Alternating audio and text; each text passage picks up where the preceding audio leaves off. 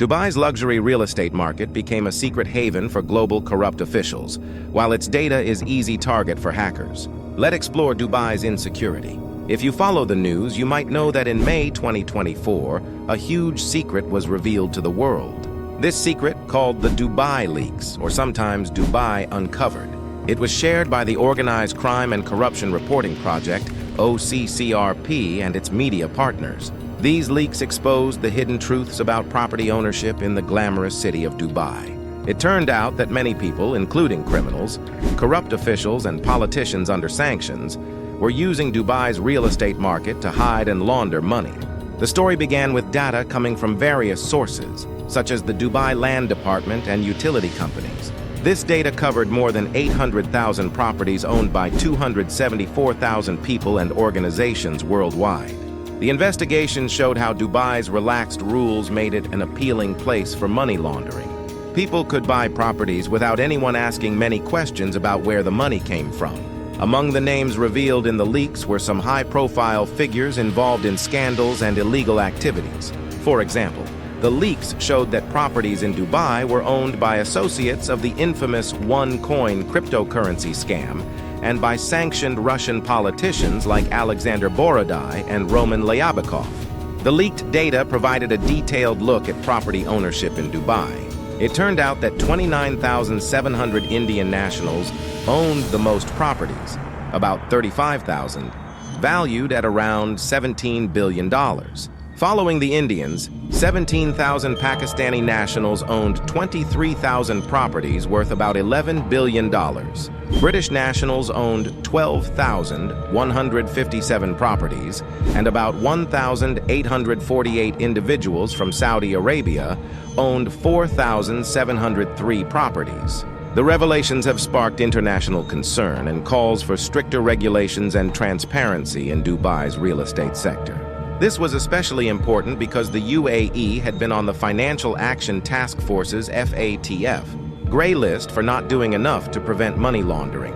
Even though the UAE had made efforts to improve its regulations and was removed from the gray list, the leaks showed that there were still significant problems with financial transparency and enforcement in Dubai.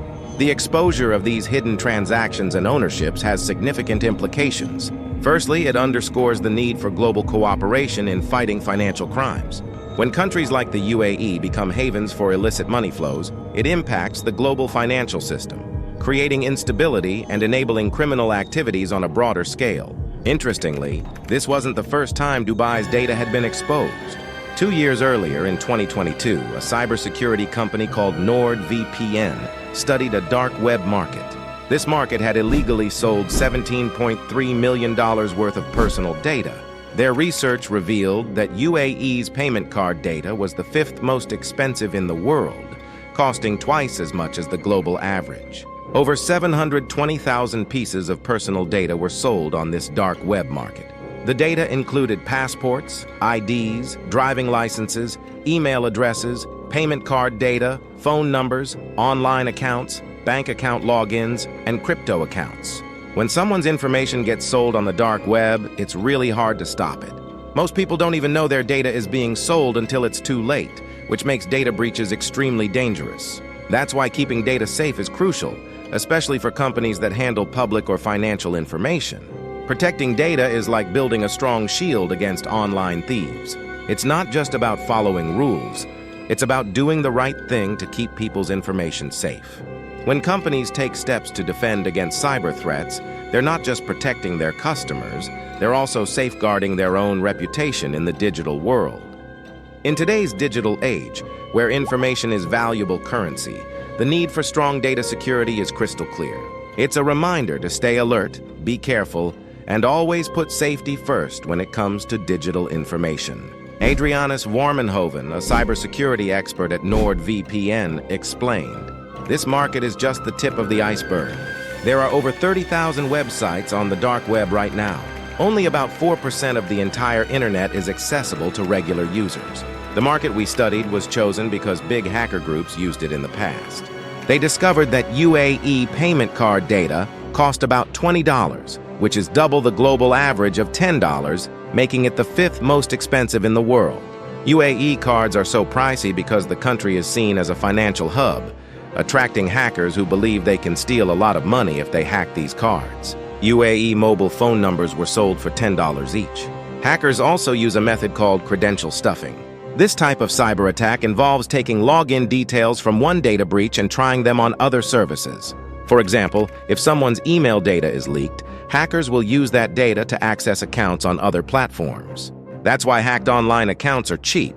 A Netflix account can be bought for just over $10, an Uber account for about $12, and X, formerly called Twitter, account for as little as $2. Crypto wallets and investment accounts were more expensive.